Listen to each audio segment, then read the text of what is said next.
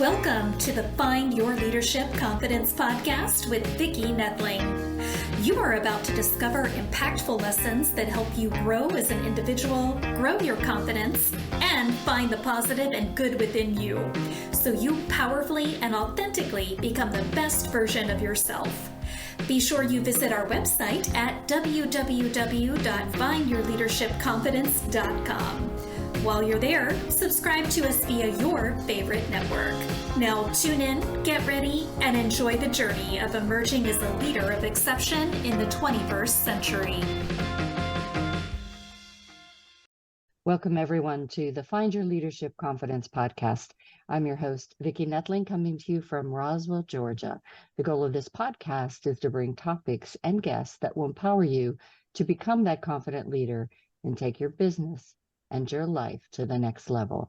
Today, I am very pleased to have with me Katrina Purcell as my guest. And let me tell you a little bit about Katrina. Katrina runs her own consulting firm working with early to mid-stage tech companies on efficient growth metrics. She has extreme passion for using the rising tide to lift all boats, creating mechanisms for support and mentorship at all career stages. She lives in Brooklyn, New York, with her supportive partner and two very spoiled cats. In their free time, you'll find them doing many woodworking, renovation, or creative pursuits. I thought today we would talk about empowering women in tech, lessons from a corporate escapee, from one to another. Katrina Purcell, please join me and welcome me, Katrina, to my podcast. So yes, I am a tech corporate escapee as well. I retired, so I thought it would be great to have a fellow techie on. Yeah, thank you so much for having me. You're very welcome. We always start with an easy question, but I gave that answer away. You live in Brooklyn. Have you always lived in Brooklyn? I have not. We moved to Brooklyn in 2018. I've lived in New York since 2007, but I was born and raised in Virginia. Oh, okay. Well, I'm from Pittsburgh originally, so not too far. All right. So let us just get into empowering women in tech. Tell us a little bit about what got you to where you are today. I always find it interesting to hear about the journey that you take to become the entrepreneur you are.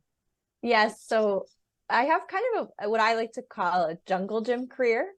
So I started my career actually in media. My dad really wanted me to be an engineer, and I thought that sounded boring. And so I decided to get a degree in digital media and started my career at the Discovery Channel. Where I was a quality control technician, which meant that for 8 hours a day, I sat in a room and watched TV. When my mom would tell people what I did for a living, people didn't believe it was a real job, but it did used to be a real job to make sure that everything was up to snuff to air on their channels. I got bit though by the live bug and really wanted to work in live news. So moved to New York to work for Bloomberg.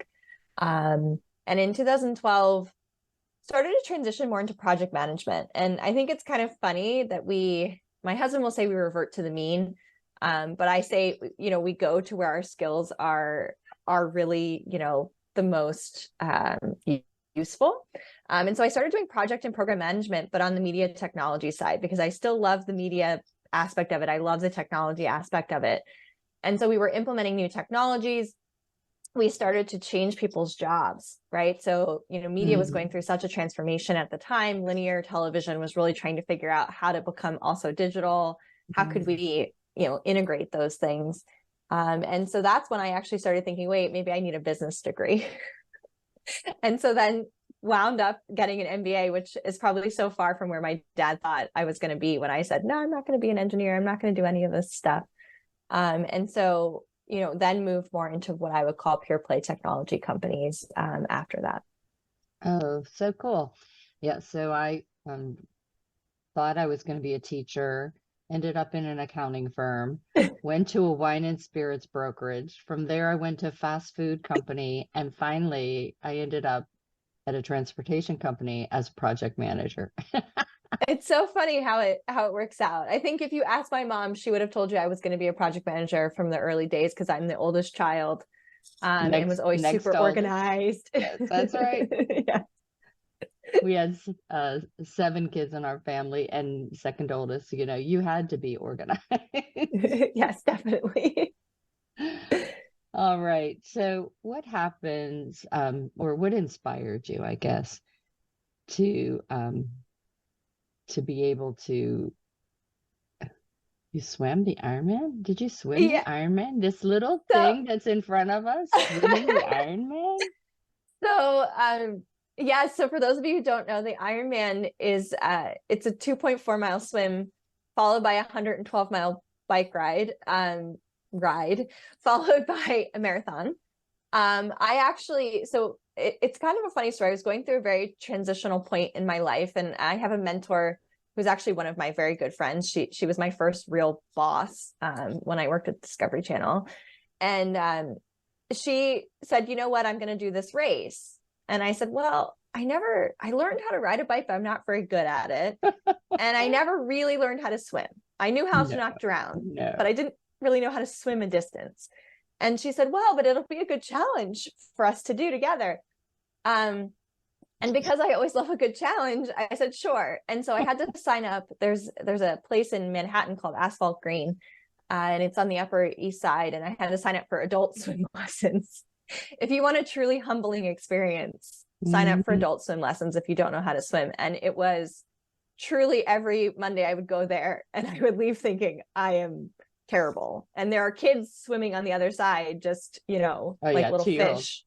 Yeah. And you're there and they're like, okay, put this buoy between your legs and that will keep you straight. And the buoy keeps flying out and you keep trying to get to the other end sputtering. And you're like, but in the end, you go and you swim 2.4 miles in a river, in my case. So my race was in Chattanooga, Tennessee. Thanks to going through North Georgia, our bike course was actually 116 miles because there was a church who wouldn't let them close the road. There you go. So we had an additional 4 miles. But let me tell you, the end of that race is the most exhilarating feeling I think I've ever had in my entire life.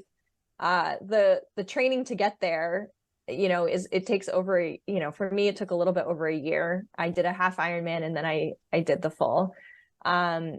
And it was definitely a transformational experience because it's really your mind over your body. I mean, your legs at some point are like, why are we still doing this? And your brain is like, because we said we're going to. And my parents came to watch the race. My dad got a cowbell blister. So it was a family affair. But I think that's really the perspective I take with a lot of things that I do in life. It's sort of your body or other people are like, why are you doing this? And you say, well, just because I can, because I want to, because I decided I was going to.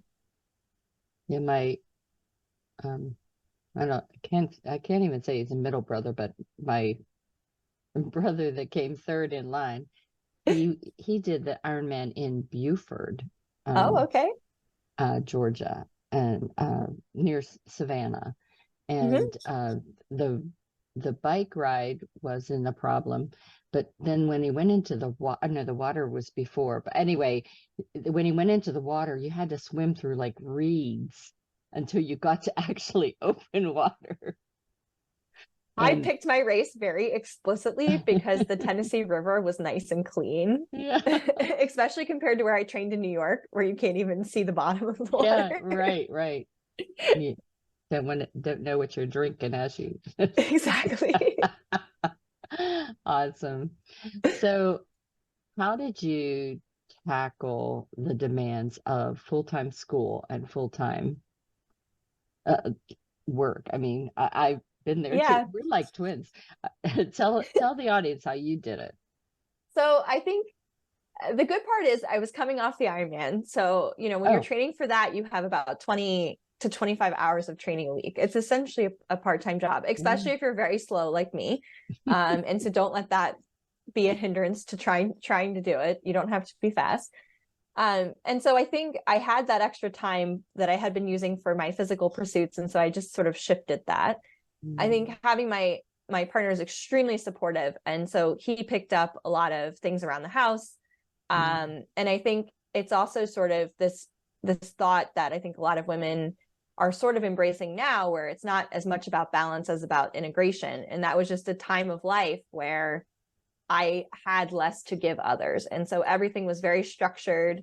My friends would make fun of me. I would have on my calendar, if I was going to meet a friend for lunch at 2, then I would meet someone else at 4 in a very similar location so that I had time to see everyone I needed to see.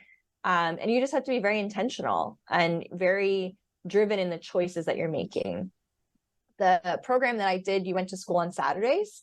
So it was, you worked all week and then you went to school every Saturday for 24 months. You get really close to your classmates. You really have to pull each other through. And I think a lot of those project management skills are really life management skills. Yeah, absolutely. And so, I would schedule study sessions for groups where we would come to the Bloomberg office and we would, go through and kind of pull each other along, because a lot of us didn't have finance backgrounds, and we were trying to learn these tough topics. And it's so much easier to do that when you have a supportive group of people who are all coming at things from different perspectives, which is why I also love the executive program, because you're not competing with each other. You already have jobs. You're really just trying to complete this program, and you're competing against yourself. And I think you have to know that something will suffer, and you just have to figure out and make sure that the thing that suffers is the thing you've decided is okay to suffer. And so, was our house the cleanest? No, definitely not. We got pre-made meals. I didn't do as much cooking. I did some meal prepping. Did I work out as much? No, but I had just spent 2 years, working out consistently. So you just make choices.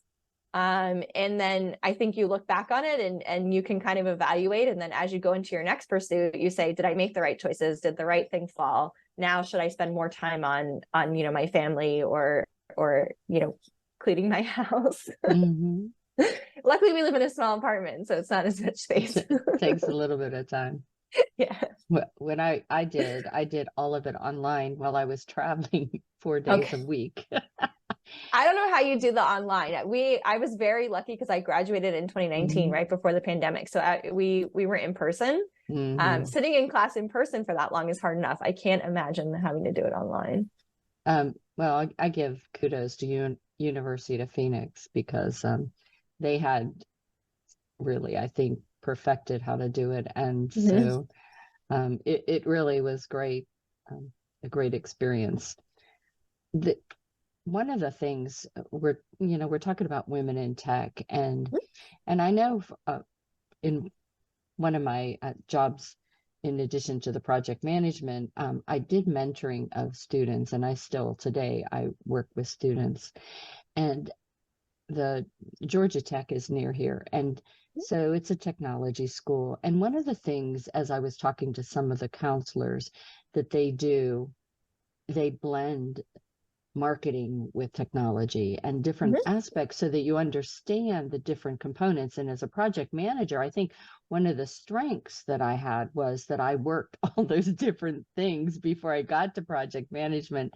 And so it was easier for me to be able to lead people. So talk about the changes that technology presents constantly, and how women have, because of our intuitive aspect, have really a better, I think, grasp to handle those kind of situations than perhaps our male counterparts, who used to always be the ones that took those jobs. Right. I think I used to always say that it was my job to be the translator between the engineers and the business. And I think that's a little bit because as women, we're just inherently very empathetic. And so we like to see things from other people's perspectives, and we like to understand what frustrates people, and we can pick up on that. I can see when someone is getting frustrated, and I can sort of start to say, okay, let's reframe how we're looking at this, or let's approach it from a different perspective. And I think that a lot of women, when they hear women in tech, immediately assume you have to be an engineer to be a woman in tech. And I think that couldn't be farther from the truth, because there are so many other jobs that are not hands-on keyboard coding that are in technology. And so I think it's really about channeling your inner strengths. And so for me, that's organization. It's wanting people to feel heard, wanting people to feel understood, and being able to use that to say, the business actually what they're asking for is a software that will do this. They've told you they want something completely different, but that's not really what they want. If you get down to the nitty gritty of what they're asking for, this is what they want. And the engineer is telling you you're crazy and your timeline is too aggressive. They'll give you what you really want, but it will take this long. And being able to be that person to kind of do that in almost like a negotiation between both sides. And I think those types of roles are so needed. And especially, you mentioned marketing, being able to have a customer understand what the product is. How does the product give them value? If you ask an engineer, they might not be able to tell you that. And I can say that because my husband is an engineer. And so, they need that person to translate for them to the end consumer and say, this is why this product is valuable to you. But in order to do that, you have to understand the product. You have to know what it does. You have to understand the feature functionality. You have to understand why it does the things it does in the order it does them. And so I think being able to be comfortable with the terminology, being able to be comfortable talking the lingo and being that conduit between the people who understand the technology and the people who are utilizing the technology is so important. Yeah. And you have so many diverse personalities that make up a team. And I think it's also important that we tend to just go.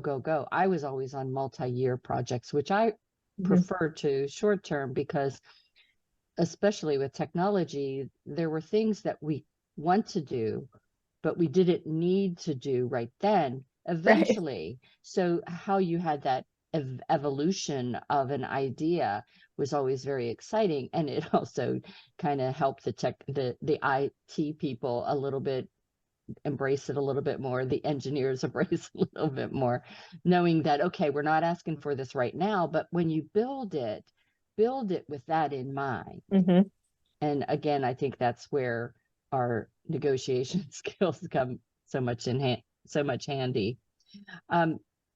So what is the one thing that you wish you could have known as you started this journey years ago? It's so funny. I spent a lot of time reflecting on that. I think that I wish that I had realized, and I this is going to be so millennial of me, but I saw a meme that kind of really summed it up for me was you're copying off someone else's test, not realizing that everyone has a completely different test. And what I mean to say there is you're looking at other people's lives and you're thinking, well, this person did this way and this is how I should do it. And then I'll be happy. Instead of thinking and looking inward and saying, what will truly make me happy? What do I want to be when I grow up? What do I, and especially I think for me, having somewhat of an unconventional career path, I wasn't a doctor or a lawyer or, something where you could easily describe it. In fact, my mother has said the more podcasts I'm on, the more she actually understands what I do for a living. Right. So I think being comfortable in setting your own path and really being able to kind of break out and do your own thing is definitely the advice that I wish I had at 25, although someone probably gave it to me and I didn't listen to it because I thought, well, I'm going to have a white picket fence and 2.5 kids and a dog. And I think the more I mentor and the more I talk to women who are in school or have just graduated, that, that's the advice I'm constantly telling them is sort of decide what you want. What makes you happy? What makes your heart sing? What do you want to get out of bed every day and do? And then do that. Yeah. I had in my first career in the accounting firm, I had a best friend, still a very good friend, who worked for PPG. And PPG, they hired you and they didn't really care what degree you had. And I think that's an important thing for people to remember, that it is not earth-shattering. Just get a dang degree, just to understand and to be able to experience all that knowledge dump, if you will, at a mature age. Yeah.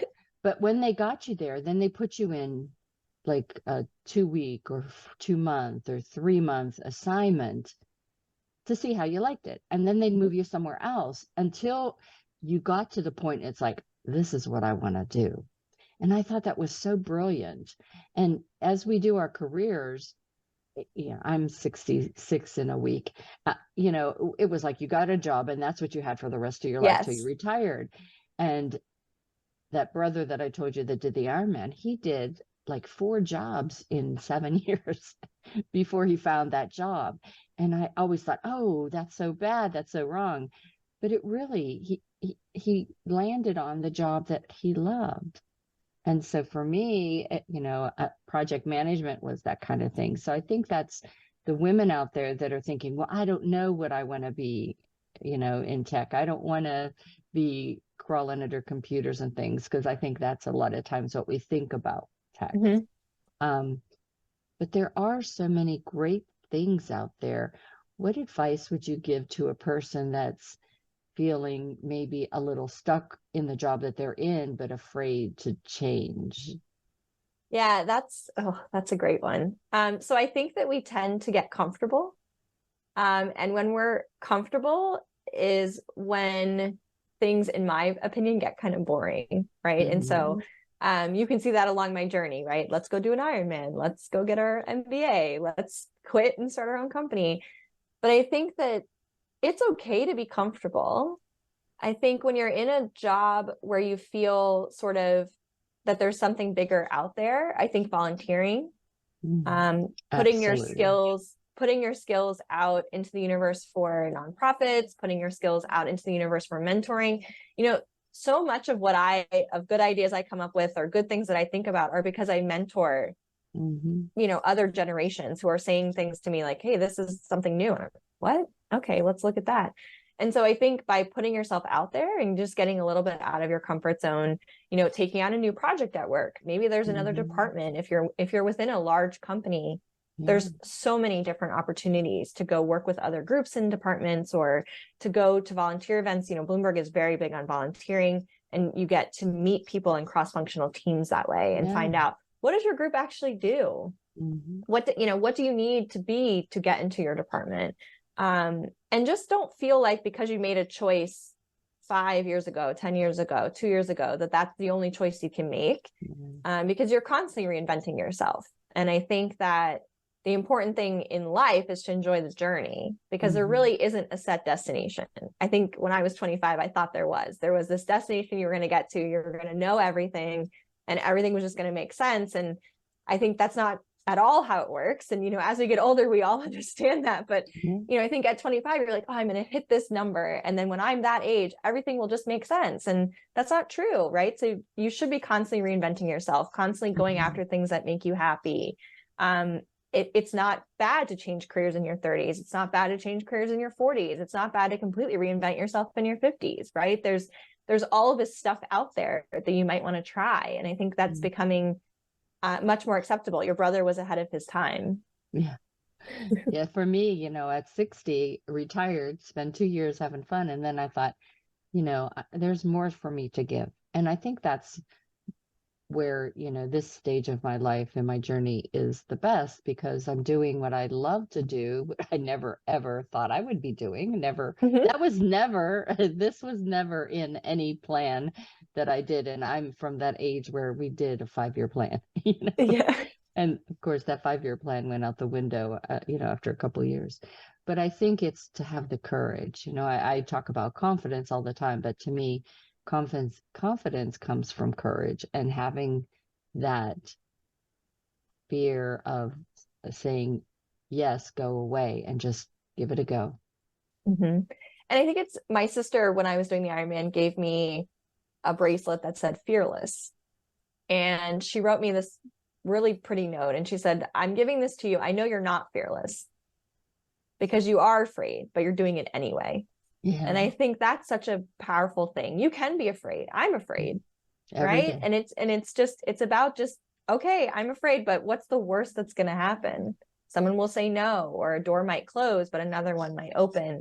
And you have to get to those no's before you get to yes. And so, it's not about being fearless. It's not about being, not scared of anything. It's about seeing that fear and then still facing it and going about your day.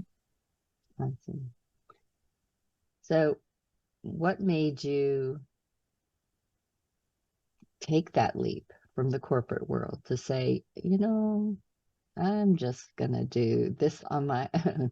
Yeah, I think it was a lot of little things. So once I left Bloomberg, I went to work for a couple of different tech startups, one of which we IPO'd during the pandemic, which was an amazing experience. And then the most recent one, which was an HR tech company in the hospitality space. And I think I just sort of got tired of helping other people build their dreams and not feeling like I was building my own. And I think the funny part is now I'm still helping people build their dreams, but I'm being very selective about my clients. I'm working with nonprofits whose missions I really admire. I'm working with women who are trying to start companies and just don't even know where to start or are uncertain of the path of even raising capital. I'm working with women who have amazing products and have been turned down by VC firms, and they're trying to figure out, how do I get in, or how do I raise money maybe in an unconventional way until I can get the VC to actually pay attention to me. And so I'm putting my passions into places where I feel like I'm actually filling my cup instead of working 60 to 70 hours a day filling someone else's cup. Yeah. Very good. Well, it is time now for us to share my screen with contact information. But I did want to throw in one thing. You talked about mentors all the time and role models. Who was that person? So I have a couple of really good mentors. One of them, the one who made me do the Ironman, her name is Jamie Duomo.